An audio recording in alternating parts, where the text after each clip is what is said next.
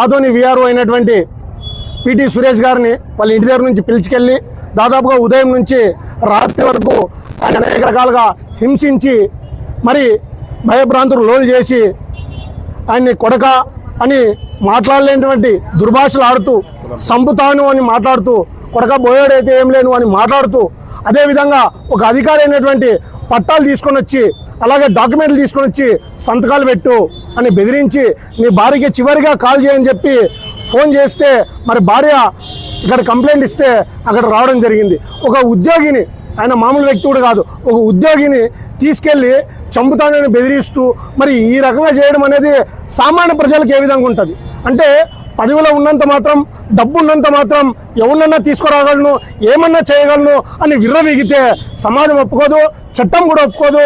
ముఖ్యంగా వాల్మీకులు కూడా మేము ఒప్పుకోమని చెప్పి తెలియజేస్తున్నాం, హెచ్చరిస్తున్నాం.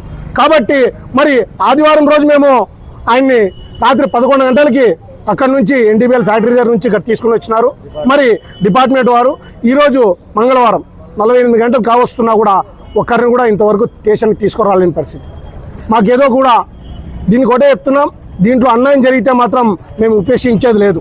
ఏ స్థాయి ఉద్యమానికైనా వెళ్తాం. ఎందుకంటే ఈరోజు ఒక ఉద్యోగి అనే కాదు, ఆయన ఒక ఉద్యోగితో సమానము. వాల్మీకి పోయాడు, ఈరోజు 2 రోజుల నుంచి కూడా అనేక రకాలు కూడా కాల్చి వస్తూ ఏం జరుగుతుందంటే కూడా మేము శాంతియుతంగా ఉన్నాం. ఎందుకంటే ఈరోజు ఒక బోయానికి దాడి జరిగితే 48 గంటలైనా న్యాయం జరగలేదు.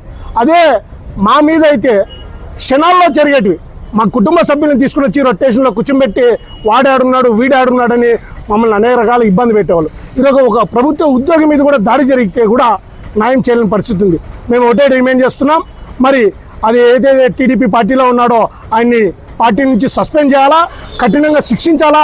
భవిష్యత్తులో ఏ అధికారికి, ఏ నాయకుడికి ఏ చిన్న పని చేసుకోవడానికి కూడా ఇబ్బంది కలగకూడదు. అంటే చట్టం ఉన్న వాళ్ళకి చుట్టం కాదు అనే విధంగా నిరూపించి చట్ట కిడ్నాప్ కేసు ఏదైతే ఉందో దాన్ని ఇంప్లిమెంట్ చేసి తగిన బాధితుడికి న్యాయం చేయాలని చెప్పి ఇక్కడ ఉన్నటువంటి నాయకులకు, పార్టీలకు అతీతంగా తెలియజేస్తున్నాం. అలాగే ఎస్పీ గారు, కలెక్టర్ గారు, డీజీపీ గారు, అలాగే మరి ప్రభుత్వంలో ఉన్నటువంటి ఎన్డీఏ కూటమిలో కూడా ప్రతి ఒక్క నాయకులు కూడా దీన్ని సమర్థించుకోకుండా తగిన న్యాయం జరగాలని చెప్పి కోరుకుంటున్నాం. జై వాల్మీకి, జై వాల్మీకి, వర్ధిల్లాలి.